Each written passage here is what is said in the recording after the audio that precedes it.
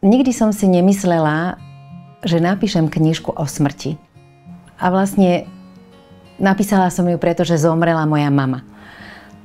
Pred 4 rokmi a keď som smútila, tak prišla veľmi silná potreba začať sa venovať veľmi starým ľuďom, umierajúcim ľuďom.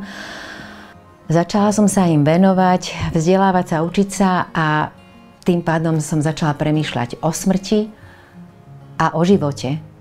Ako máme žiť, aby sme mohli dobre zomrieť? Ako máme žiť, aby sme mohli každý večer povedať, že toto som zažil, s týmto môžem ísť spať. A spánok je tak trochu ako smrť.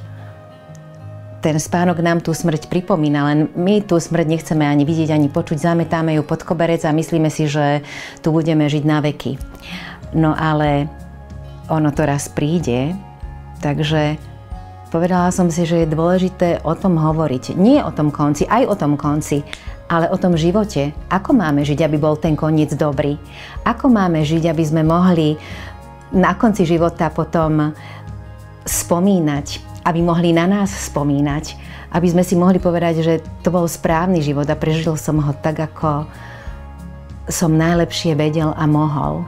A toto všetko som si zrazu začala tak ukladať a začala vznikať knižka aj o živote, aj o smrti a vôbec nie je smutná. Teda je aj smutná, lebo viac ľudí povedalo, keď čítali rukopis, že si pri tom popláču, ale je veselá.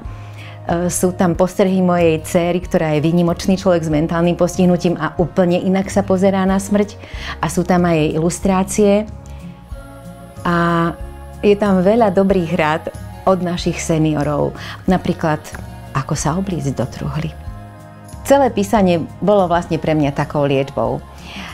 Takou cestou nielen do raja, ako sa kniha volá, ale aj poznaním vecí, ktoré som si nestihla uvedomiť práve počas svojho života. A môže byť takou terapeutickou alebo podpornou pre každého z vás. Budem veľmi rada, keď si ju kúpite, keď ma podporíte.